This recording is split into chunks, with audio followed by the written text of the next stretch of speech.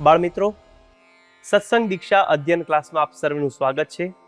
આજના ક્લાસમાં આપણે શ્લોક નંબર 271, શ્લોક નંબર 272 અને શ્લોક નંબર 273 આ ત્રણ શ્લોકનો એક સાથે અભ્યાસ કરીશું.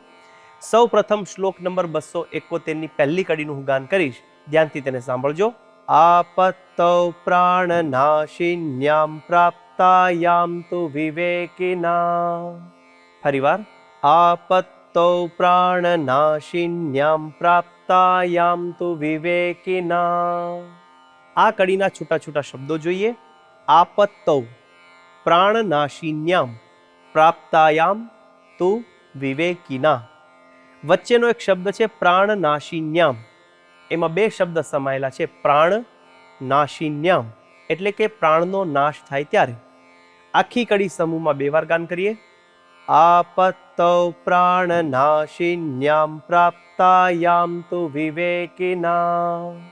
ફરીવાર, આપત્તૌ પ્રાણનાશિન્યામ પ્રાપ્તાયામ તુ વિવેકિના.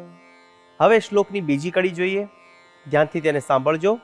ગુર્વાદેશાનુસારેણ પ્રાણાન રક્ષેત સુખમ વસેત.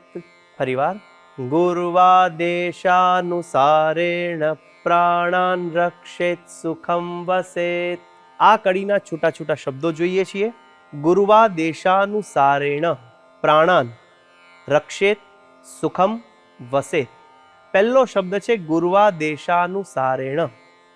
છૂટા છૂટા ત્રણ શબ્દો સમાયેલા છે. ગુરુ આદેશ અનુસારેણ એટલે કે ગુરુના આદેશોને અનુસરીને. બીજા બધા જ શબ્દો છૂટા છે. આખી કડી સમૂહમાં બે વાર ગાન કરીએ. ગુર્વાદેશાનુસારેણ પ્રાણાન રક્ષેત સુખમ વસેત. ફરીવાર, ગુર્વાદેશાનુસારેણ પ્રાણાન રક્ષેત સુખમ વસેત. હવે આખો શ્લોક સમૂહમાં બે વાર ગાન કરીશું. આપત્તૌ પ્રાણનાશિન્યામ પ્રાપ્તાયામ તુ વિવેકિના. ગુર્વાદેશાનુસારેણ પ્રાણાન રક્ષેત સુખમ વસેત. ફરીવાર, આપત્તૌ પ્રાણનાશિન્યામ પ્રાપ્તાયામ તુ વિવેકિના. ગુર્વાદેશાનુસારેણ પ્રાણાન રક્ષેત સુખમ વસેત. આ શ્લોકનો ગુજરાતી અર્થ આ પ્રમાણે છે. વિવેકી મનુષ્યએ પ્રાણનો નાશ થાય તેવી આપત્તિ આવી પડે ત્યારે ગુરુના આદેશોને અનુસરીને પ્રાણની રક્ષા કરવી અને સુખે રહેવું. બાળમિત્રો, આ પ્રમાણે શ્લોક નંબર 271 નું ગાન કરી મુખપાઠ કરવાનો છે. હવે આપણે જઈએ છીએ શ્લોક નંબર 272 પર. તેની પહેલી કડીનું હું અહીંથી ગાન કરીશ, ધ્યાનથી તેને સાંભળજો. સત્સંગરીતિમાશ્રિત્ય ગુર્વાદેશાનુસારતઃ. ફરીવાર, સત્સંગરીતિમાશ્રિત્ય ગુર્વાદેશાનુસારતઃ. આ કડીના છૂટા છૂટા શબ્દો જોઈએ. સત્સંગ રીતિમાશ્રિત્ય ગુર્વાદેશાનુસારતઃ. પહેલો શબ્દ છે સત્સંગ રીતિમાશ્રિત્ય.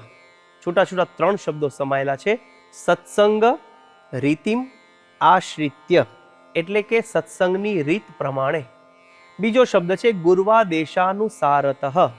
એમાં પણ ત્રણ શબ્દો સમાયેલા છે. ગુરુ આદેશ અનુસારતઃ એટલે કે ગુરુના આદેશોને અનુસાર, એમના પ્રમાણે.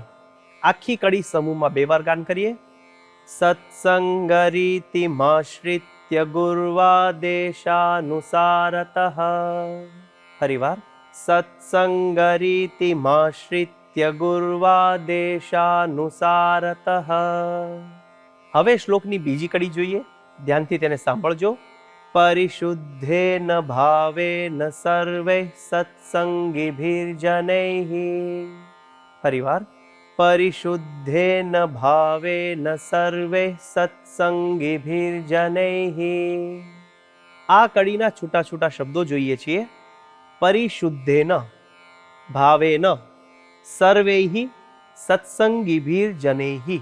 પહેલો શબ્દ છે પરિશુદ્ધેન. એક જ શબ્દ છે પરિશુદ્ધેન એટલે કે પરિશુદ્ધ ભાવનાથી. છેલ્લો શબ્દ છે સત્સંગીભીર જનેહી. બે શબ્દ સમાયેલા છે, સત્સંગીભી જનેહી એટલે કે સત્સંગી જનોએ. આખી કડી સમૂહમાં બે વાર ગાન કરીએ. પરિશુદ્ધેન ભાવેન સર્વે સત્સંગીભીર્જનૈઃ. ફરીવાર. પરિશુદ્ધેન ભાવેન સર્વે સત્સંગીભીર્જનૈઃ. હવે આખો શ્લોક આપણે સમૂહમાં બે વાર ગાઈએ. સત્સંગરીતિમાશ્રિત્ય ગુર્વાદેશાનુસારતઃ પરિશુદ્ધેન ભાવેન સર્વે સત્સંગીભીર્જનૈઃ. ફરીવાર. સત્સંગરીતિમાશ્રિત્ય ગુર્વાદેશાનુસારતઃ પરિશુદ્ધેન ભાવેન સર્વે સત્સંગીભીર્જનૈઃ. આ રીતે શ્લોક નંબર 272 થયો. હવે આપણે જઈએ છીએ શ્લોક નંબર 273 પર. સૌ પ્રથમ પહેલી કડીનું હું ગાન કરીશ, ધ્યાનથી તેને સાંભળજો. દેશમ કાલમ અવસ્થામ ચ સ્વશક્તિમનુસૃત્ય ચ. ફરીવાર. દેશમ કાલમ અવસ્થામ ચ સ્વશક્તિમનુસૃત્ય ચ. આ કડીના છૂટા છૂટા શબ્દો જોઈએ.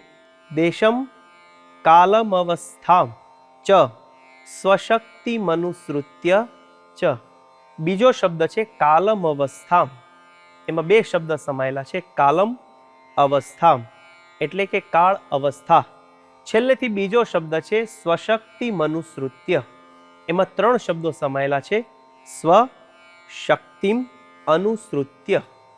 આખો શબ્દ ભેગો થઈ સ્વશક્તિમનુસૃત્ય. સ્વશક્તિમનુસૃત્ય આ રીતે તેનું ઉચ્ચારણ કરવાનું છે. આખી કડી સમૂહમાં બે વાર ગાન કરીએ. દેશમ કાલમ અવસ્થામ ચ સ્વશક્તિમનુસૃત્ય ચ. ફરીવાર. દેશમ કાલમ અવસ્થામ ચ સ્વશક્તિમનુસૃત્ય ચ. હવે શ્લોકની બીજી કડી જોઈએ છીએ, ધ્યાનથી તેને સાંભળજો. આચારો વ્યવહારશ્ચ પ્રાયશ્ચિત્તમ વિધીયતામ. ફરીવાર. આચારો વ્યવહારશ્ચ પ્રાયશ્ચિત્તમ વિધીયતામ. આ કડીના છૂટા છૂટા શબ્દો જોઈએ. આચારો વ્યવહારશ્ચ પ્રાયશ્ચિત્તમ વિધીયતામ.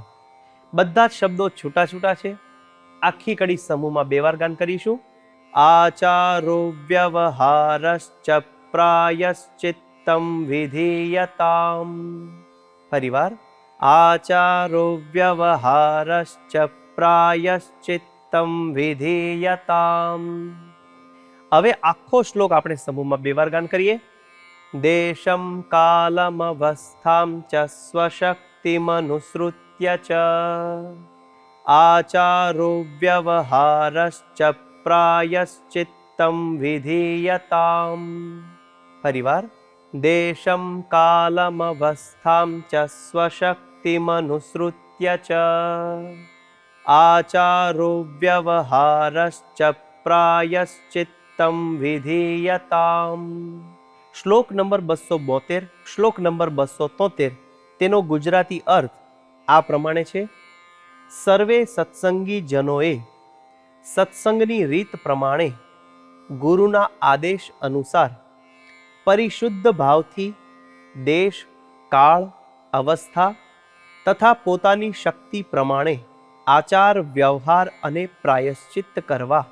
બાળમિત્રો, આ પ્રમાણે શ્લોક નંબર 271, 272 અને 273 તેનું ગાન કરીને મુખપાઠ કરીએ અને મિશન રાજીપો લેવા માટે તત્પર રહીએ. આવતા ક્લાસ સુધી સર્વને જય સ્વામિનારાયણ.